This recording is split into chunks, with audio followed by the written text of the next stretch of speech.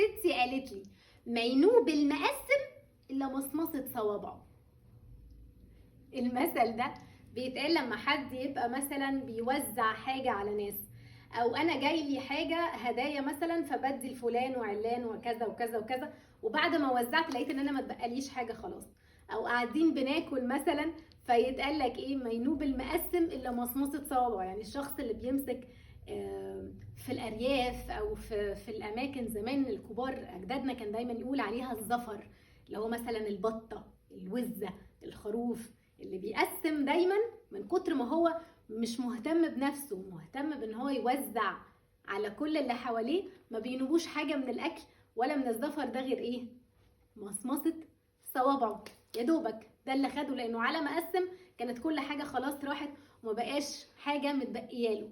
المثل ده بقى مش بس على الاكل، لا ده احنا بنقوله على كل حاجة.